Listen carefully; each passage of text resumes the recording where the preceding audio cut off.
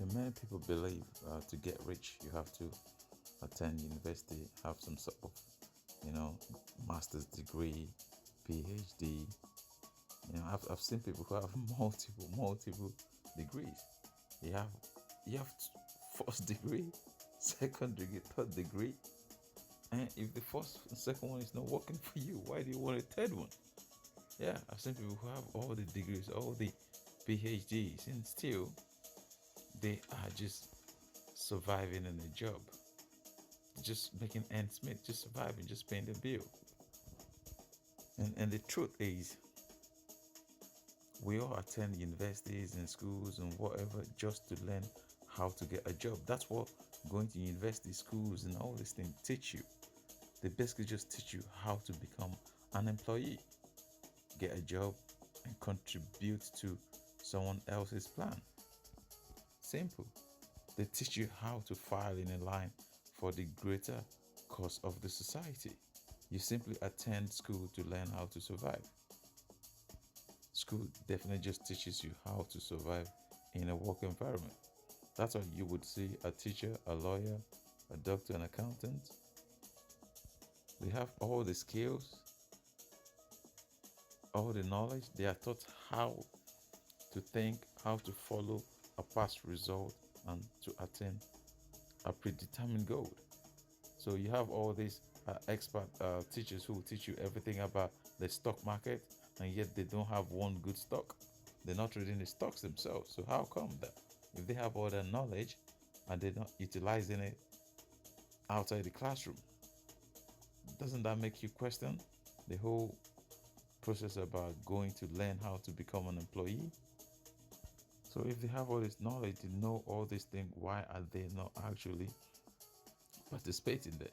The few who actually ha- understand more than just what they taught actually leave that and go and practice it. It's simple. If you know how to do something, you would do it rather than trying to teach everyone else how to do it. So the thing with school is that school teaches us to become a specialist in a subject.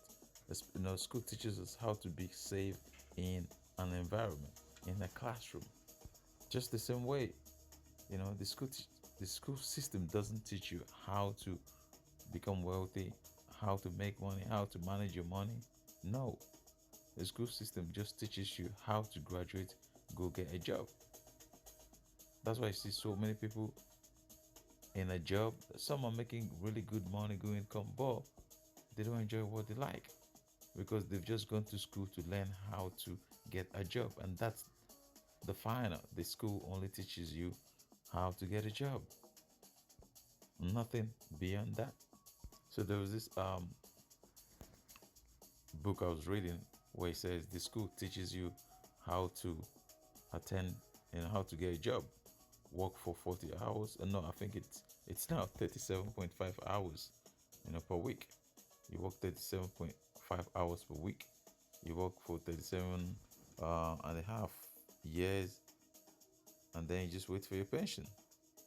It used to be called the 40-40. Now it's called the 37.5.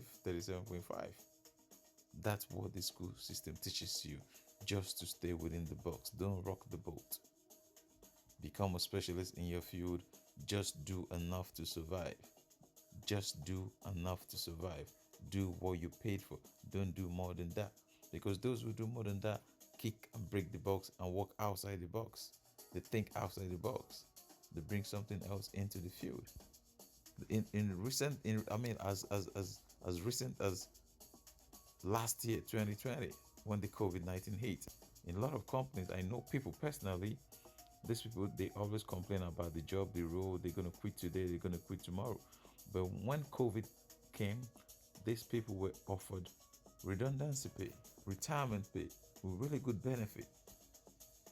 They've worked for 30 years towards their 37.5 years, and they've talked about quitting every single day. But when it came to it, COVID came, they were making a lot of people redundancy. They offered them some really nice packages to retire, and this is like from some of the biggest companies in the world. Do you know that most of these people, a lot of them turned it down? These people were offered enough money to go and do something, to start alive. They turned it down. And even when they were told that, in a later date, in a later year, this opportunity might not be as good as this, so many still turned it down because they lack creativity. They've only gone and learned how to become a specialist in one field. Now, they can never kick out of the box. They can never go and do something different. They are conditioned. They are trapped. So this is another thing I've come to understand with my limited knowledge, is that experience with my limited experience in life is that just as wealth is passed down from generation to generation, poverty is also passed down from generation to generation. Some people say if you take all the money in the world from everyone, split it equally between all humans, so that within a very short space of time, this money will return back to the original people who had it. Why, you ask? This is because these people have been trained how to make money, how to handle money, how to manage money. That is why they say if you take something from someone, everything, some people are gonna bounce back. Why? They've learnt the process. They've they've they've they've tried, they failed. They have, like, a pattern now of succeeding, of failing. They know the ins and outs. And some other people, you give them millions today. I mean, you could see this happens a lot. You see lottery winners winning millions, some sports star, movie stars making millions, and then they broke within a very short space of time. And that's because they never had the person to teach them how to manage wealth. They came from poverty, and so they basically returning back to poverty. And if you say this, of course, a lot of us poor people like, no, no, that's not true. It's the rich people, they're taking advantage of us. It's the government. But there is something they say: the rich and the poor are always colliding. Because if you do not open yourself for someone to exploit you, someone will never have the opportunity to exploit you. Just like they say in the African proverb, if the enemy within, if you have no enemy within, the enemy outside cannot reach you. Sorry, the irony of this is the Africans don't even take their own advice. So that is the same thing.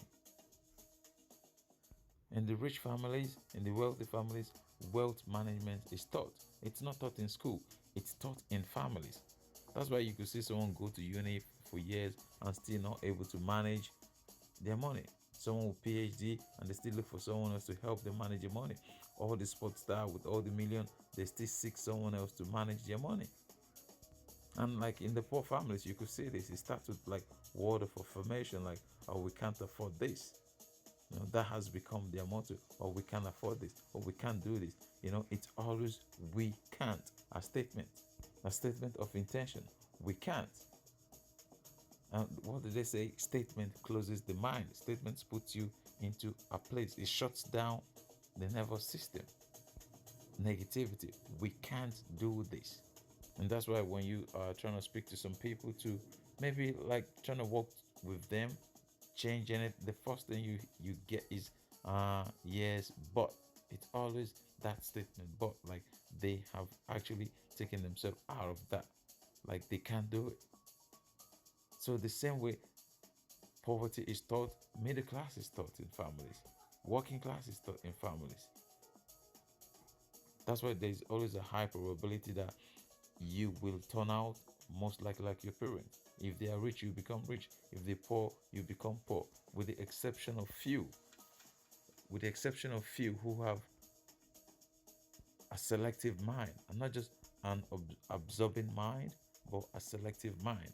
Those who are able to take something and say, maybe I want this and I don't want that.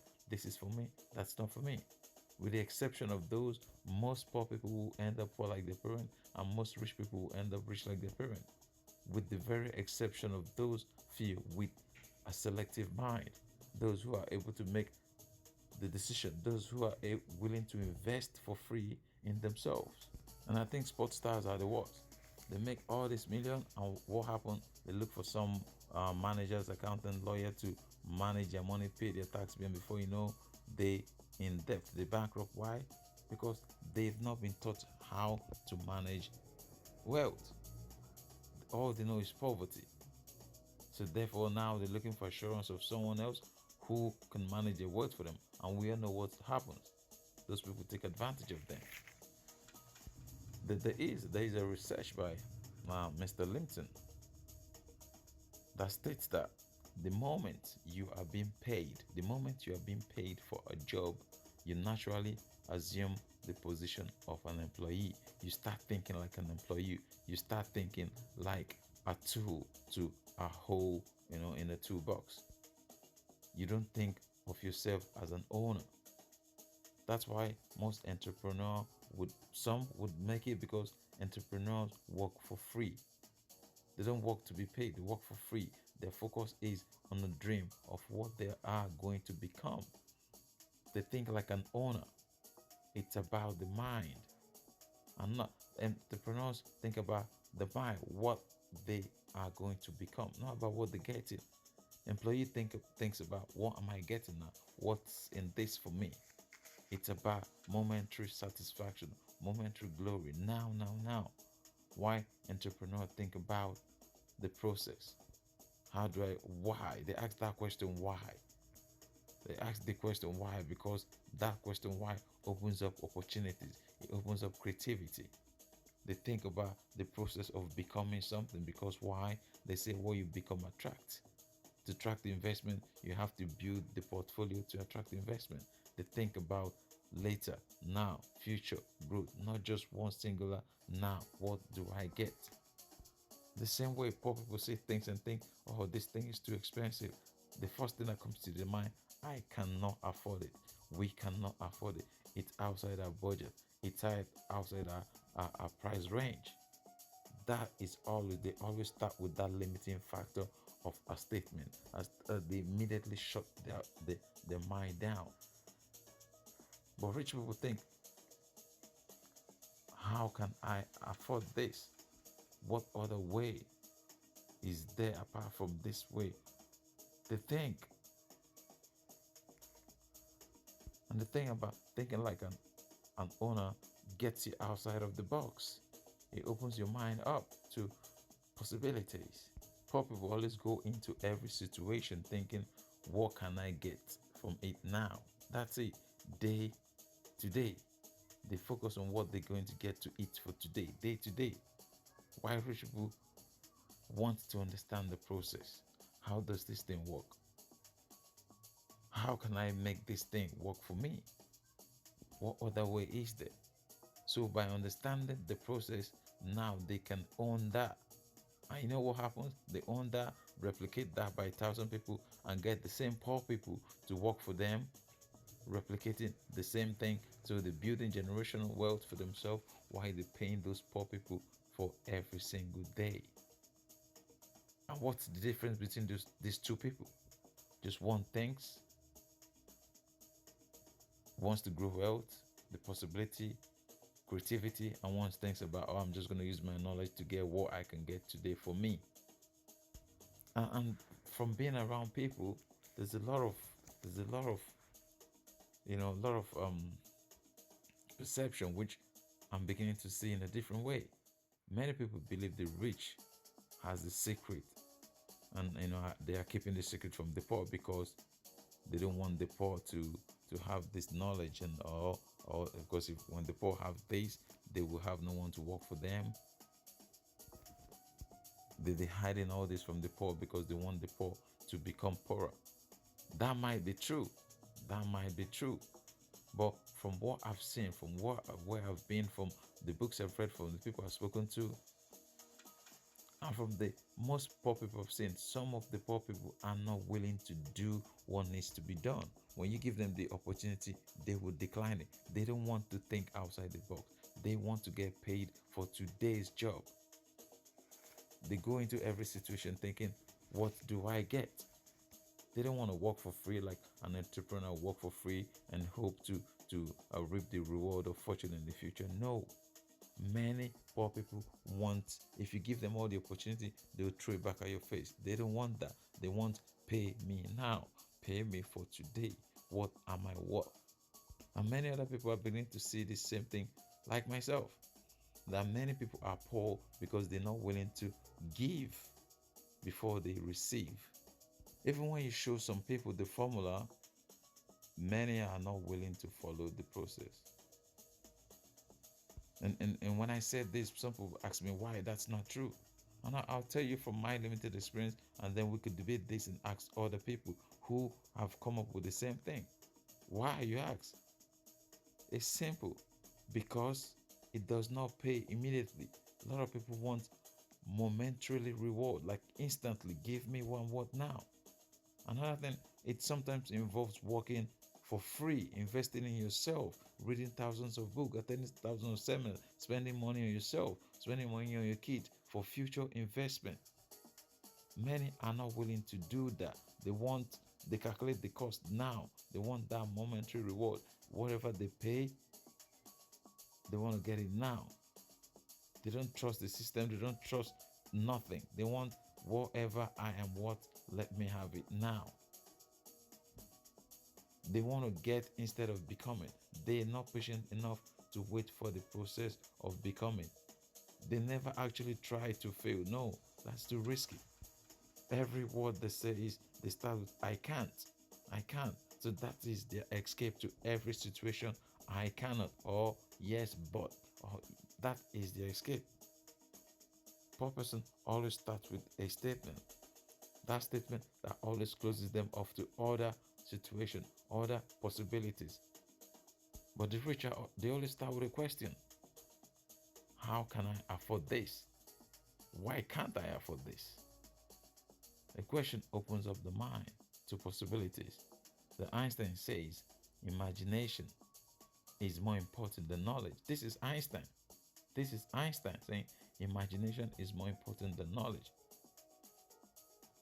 The ability to overcome your fear is not lack of fear, but regardless of the fear, going through that, knowing that, okay, I have fear, but I'm gonna go through this. I'm willing to fail. And don't get me wrong, knowledge grows with imagination.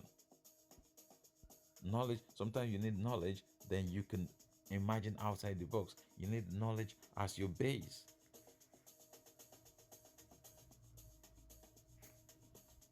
Because sometimes knowledge can be taught in school, but then you need imagination to carry that knowledge outside of the box. So imagination can grow with knowledge, but knowledge without imagination keeps you in one place. The fear of taking risk, the fear of failing. How can you grow if you can never fail? So that's what I'm saying. Of course, there's a lot of people, knowledgeable people out there, professors and everything, and all they do is teach other people because the imagination is too risky. Many people have not succeeded or have failed, or haven't even failed. Many people have not succeeded because they have not actually tried. They've not never failed. They say sometimes you can never succeed without failing. How can you learn from your experience? Nothing brings nothing. So many are playing it so safe today. They're basically following their school curriculum. If not even their university school curriculum, their high school curriculum of playing it safe. And you know what happens in school? When you play safe, you pass and you get 70%. You're a student. You survive and you pass it. So they bring that into their job. They are just surviving. They hate the job, hate everything around the job, the people, the process itself, but they are just surviving. They are passing. They have a passing grade, 70%. So why change? So those people, they are so scared of taking a step, so scared of taking a challenge. Why? Because they might fail. And the school system taught them how to pass. So why go against the grain? They say, why fix it if it's not broken? So there are many people want to become, but they are not willing to fail. And failing is how we become.